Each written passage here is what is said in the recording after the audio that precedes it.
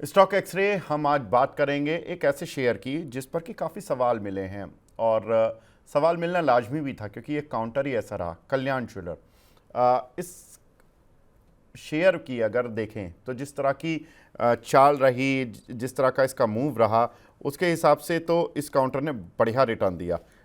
मैं इसके चार्ट देख रहा था।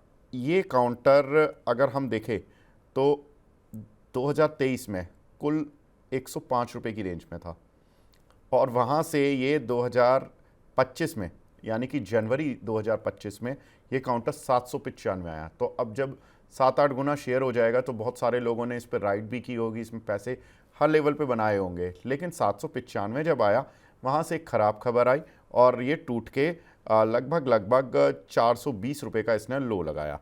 अब हुआ क्या है कि अभी के लेवल पर यानी कि फ्राइडे तक की क्लोजिंग के हिसाब से देखें तो ये काउंटर अपने हाई से 41% नीचे है। अब जो लोग इस बीच में फंस गए उनके जाहिर सी बात है उनको थोड़ा टेंशन भी होगा क्योंकि खबरें भी कुछ इस तरह की थी कि मोतीलाल ओसवाल के फंड से जुड़ी हुई कुछ इसमें नेगेटिव खबरें रहीं, कॉर्पोरेट गवर्नेंस के इशू को लेकर भी काफ़ी कुछ बातें हुई। तो कुल मिलाकर ये काउंटर थोड़ा रेंज में फंस गया। अब थोड़ा सा आज चला है, लेकिन इसमें कुछ ट्रिगर्स भी हैं। ट्रिगर्स क्या है कि Q4 में गोल्ड की कीमतें बढ़ने के बावजूद मैनेजमेंट कह रहे हैं कि सेल्स ग्रोथ हमारी आएगी। आईसीआईसीआई सिक्योरिटीज़ की एक रिपोर्ट है जिन्होंने मैनेजमेंट से बात की और उनका कहना है कि मैनेजमेंट कह रहा है कि भाई हमारी जो ये वाला क्वार्टर है, भले ही गोल्ड की कीमतें 15% इस क्वार्टर में ऑलरेडी बढ़ चुकी हैं, लेकिन उसके बावजूद हमारी सेम स्टोर सेल्स ग्रोथ, ये जो होते हैं ना सेम स्टोर सेल्स ग्रोथ, इसका मतलब होता है कि जो एग्जिस्टिंग स्टोर्स हैं उनमें सेल्स ग्रोथ कितनी आ रही है और जो नए स्टोर्स हैं उनकी सेल्स ग्रोथ अलग मानी जाती है। तो सेम स्टोर सेल्स ग्रोथ आएगी इस क्वार्टर में, ये मैनेजमेंट बोल रहा है। और नए स्टोर्स की भी संख्या खोलने पर कंपनी फोकस कर रही है। Q3 तक कंपनी ने करीब 49 स्टोर्स खोल लिए थे। अब Q4 में भी अभी काम चल रहा है कि 30 नए स्टोर्स खुल जाएंगे, कुछ खुल चुके होंगे, कुछ खुल जाएंगे। तो Q4 का जो डेटा होगा उसके हिसाब से करीब 30 नए स्टोर खुल जाएंगे। इन्होंने एक ब्रांड शुरू किया था, कैंडियर ब्रांड, जहां पर कि इन्होंने ये ब्रांड अलग से खोल लें इसके स्टोर्स और उसको यूथ को ध्यान में रख के जो नए डिज़ाइन होते हैं ज्वेलरी के, उस तरीके से ये डिज़ाइन कर रहे हैं और वहाँ पर ये उनके भी स्टोर्स काफ़ी कुछ खोल रहे हैं। अब गोल्ड मेटल लोन जो कि जनरली ज्वेलरी कंपनियां लेती हैं, ये 3.5% पर मिलता था, ये 5% पर मिलने लगा है, जो थोड़ा सा इस कंपनी के लिए थोड़ा सा मार्जिन्स को कम कर सकता है, यानी कि प्रॉफिटेबिलिटी को थोड़ा सा कम करेगा। लेकिन मैनेजमेंट ने कहा 1 मार्च से शुरू हो रहा है ये जो कॉस्टिंग बढ़ी है। दूसरा कि लोग जो लोन कॉस्ट बढ़ी है, इससे जो हर क्वार्टर में इम्पैक्ट आएगा वो 4 से 6 करोड़ का आएगा, 4.5 से 6 करोड़ का। तो उतना ज़्यादा भी नहीं है, उतना मैनेज कर लेती हैं कंपनियां कि इंटरेस्ट लेवल जो बढ़ेगा वो थोड़ा बहुत बढ़ेगा। हालांकि कंपनी ये कह रही है कि हम अगले फाइनेंशियल ईयर तक यानी कि FY26, अब 1 अप्रैल से शुरू हो जाएगा FY26, तो ये फाइनेंशियल ईयर में हम 400 करोड़ का लोन चुका देंगे, 3200 करोड़ का इन पर लोन है। तो कंपनी अपने लोन को चुकाएगी, भले ही थोड़ी बहुत इंटरेस्ट कॉस्ट बढ़ी है लेकिन उससे कंपनी ऑफसेट कर लेगी अगले फाइनेंशियल ईयर में। वैल्यूएशन कंपनी की जो है इस फाइनेंशियल ईयर में यानी कि जो अब 31 मार्च को खत्म हो रहा है FY25, इसमें तो EPS आएगी 7.8 और नेक्स्ट फाइनेंशियल ईयर में जो ICICI सिक्योरिटीज़ में एक्सपेक्ट कर रहे हैं वो EPS कर रहे हैं 12.1। तो एक ठीक ठाक ऑलमोस्ट 50% की ग्रोथ वो एक्सपेक्ट कर रहे हैं कि कंपनी के नेक्स्ट ईयर रिजल्ट्स में आ जाएगी।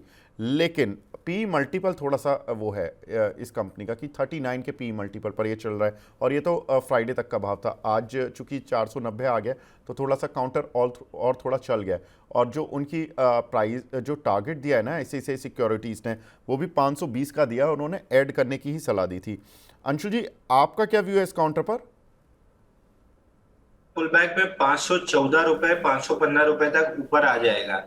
मंथली चार्ट की क्लोजिंग में देखना चाहूंगा कि मंथली चार्ट की क्लोजिंग क्या आती है। अब इसका जो गिरावट आई थी जनवरी में, दिसंबर में प्रिसाइसली, हाँ जनवरी की जो कैंडल थी उसका लो स्वीप करके हैमर बना रहा है मंथली पे।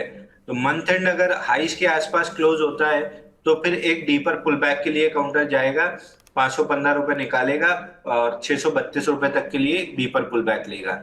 तो अगला 1-2 हफ्ता इसके लिए काफी क्रूशल है, एक हफ्ता तो पकड़ ही लीजिए, काफी क्रूशल है।